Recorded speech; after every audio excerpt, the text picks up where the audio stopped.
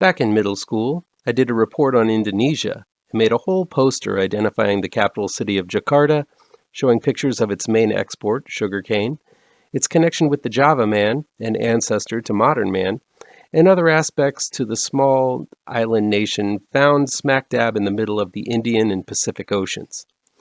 I did a presentation in front of the whole class and everything. It was a stressful situation, but after doing that, I felt, at least more than anyone else in my class, I was the expert on all things Indonesia. So usually, if there's a Jeopardy question about Indonesia, I'm getting that bad boy right. Now, many years later, I discovered that the country is also responsible for shelling out a consistent and potent export of horror films.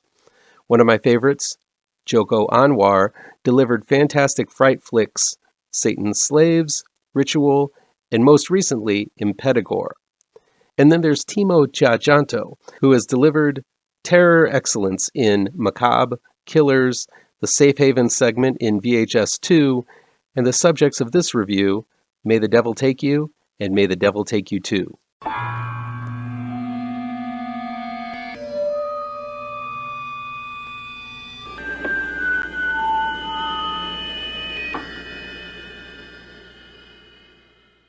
Welcome back to ML Miller Frights, a part of the Kings of Horror Network. I'm ML Miller. While you might be watching this video on the Kings of Horror Network, I urge you to click over to my ML Miller Frights YouTube page and give it a like. Please share with all of your buddies. Click subscribe to this channel, and don't forget to ring that bell for notifications. May the Devil Take You is streaming on Netflix. It's directed and written by Timo Tjahjanto. Alfie, played by Chelsea Islan, is an estranged daughter of a successful businessman who years ago made a deal with the demon witch to attain his riches. As his family gather around his deathbed, including his ex-wife and kids with all eyes on the elderly man's riches, Alfie begins to sense something is off with her father's malady.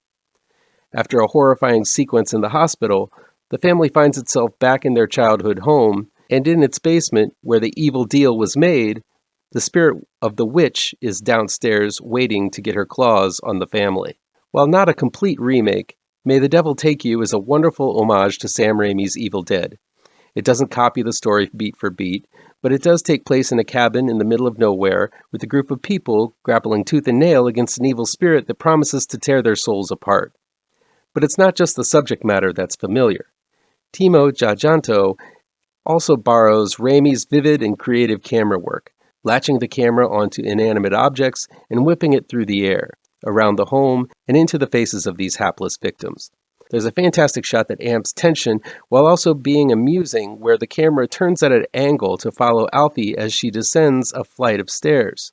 It's pure Raimi, but a shot Raimi's never done, utilizing a creative way to follow the character inch by inch as she makes her way through a harrowing scene. Anyone who has seen Evil Dead, its sequels, and the remake will recognize these camera techniques, but if that's all this film had, it wouldn't have won me over so thoroughly. May the Devil Take You also has a fantastic protagonist in Alfie, Chelsea Islan, who is as stubborn as she is fiery. Unlike the rest of her pampered siblings and gold-dinging stepmother, she actually cares for her ailing father. She recognizes the false concern tossed about and isn't afraid to get into the faces of her estranged family when necessary. She also isn't afraid to take on the supernatural when the chips are down. Much like Bruce Campbell's Ash, Alfie is beaten all to hell, tossed around into every wall of the place, and doused in all kinds of blood, mud, and gore by the end of this ordeal. The wrath of the witch demon is violent, and Alfie gives as much as she gets, and still stands up snarling. I couldn't help but root for this tiny little Spitfire as she goes toe-to-toe with all of these terrors. I also have to note that Ruth Marini is a horrifying protagonist as the witch priestess who terrorizes Alfie and her siblings throughout this entire film. Her gigantic eyes and expressionless face is the stuff of nightmares. This is an extremely gory film as well, which again is reminiscent of the Evil Dead films, but it still manages to have all kinds of unique ways to terrify and nauseate.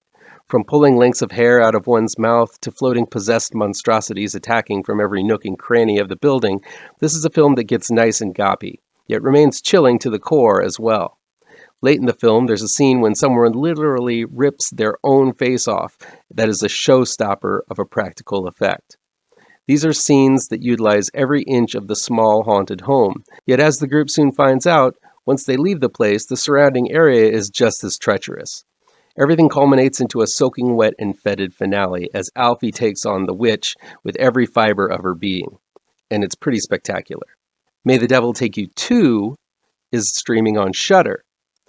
It's again written and directed by Timo Tjahjanto, and it pretty much picks up just a little while after the first one leaves off. It's also known as May the Devil Take You Chapter 2, where Alfie thinks she put the demons behind her as she and her stepsister Nara, played by Hajia Shabab, break into homes for shelter and a good night's sleep, only to move on in the daytime.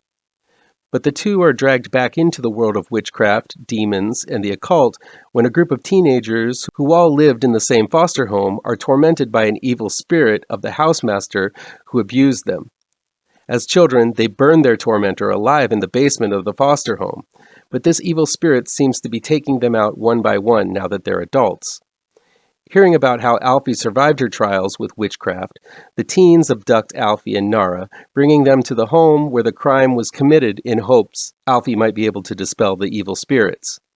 But it seems the spirits remember Alfie escaping from the last film and are determined to rectify that in as gory and violent a fashion as possible. Now, once again trapped in a house in the middle of nowhere, Alfie, Nara, and the teens must survive the night and hope to find some way to break the curse, lest their souls be possessed and dragged straight into hell. In this sequel, Alfie finds herself in a very similar scenario as she did in the first May the Devil Take You film. The difference is that this time, Alfie is a bit wiser in the ways of these demonic beings, and instead of being paired with the family she loathes, she's stuck with people she doesn't even know. But she relates to these people as she felt like an outcast herself within her own family and lacked that kind of belonging. The film shows Alfie a bit more savvy as to what to do and vengeful for what these monsters have put her through in the film prior. Alfie's no expert, like the teens believe, but she has fought these demons before, so she's looked at with some reverence, whereas no one believed her in the previous film until it was too late. So while the setting might look familiar, the character we have followed through these two movies has evolved and developed. But don't worry, even if you haven't seen the first one, there's not much in need of catch-up to do in order to enjoy Part 2.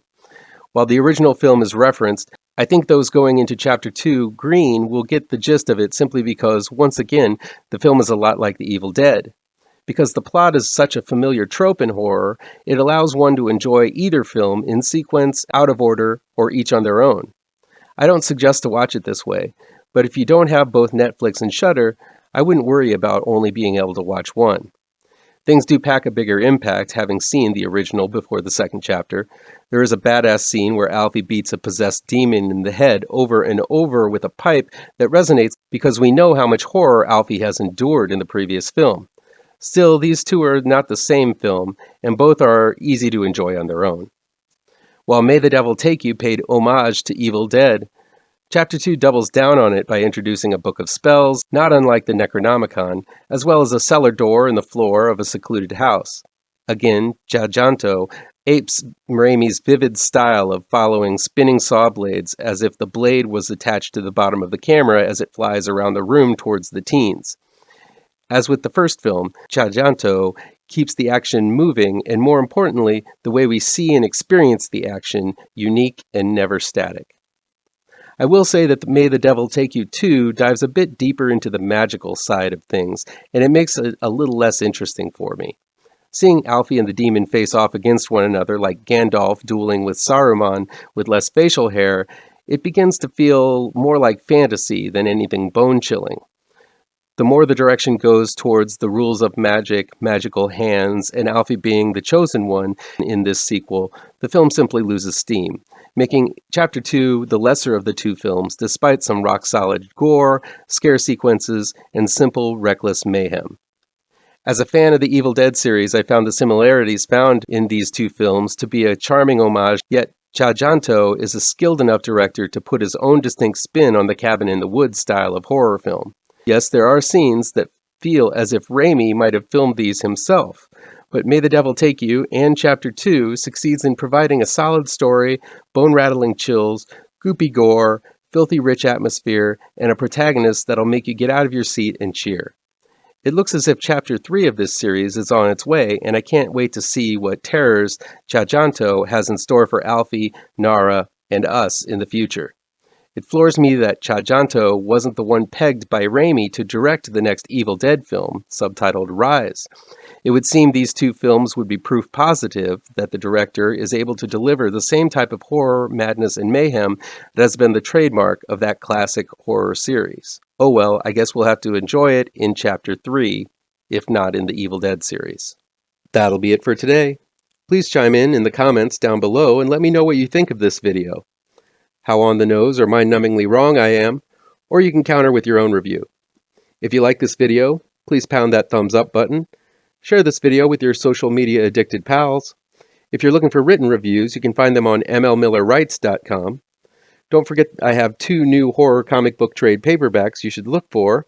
Both Grave Trancers and Pirouette, collecting never-before-published issues, can be found in only the finest of comic book stores right now. And be sure to subscribe to this channel and ring that bell for alerts to be the first to see my future videos. Thanks so much for your time, and take care.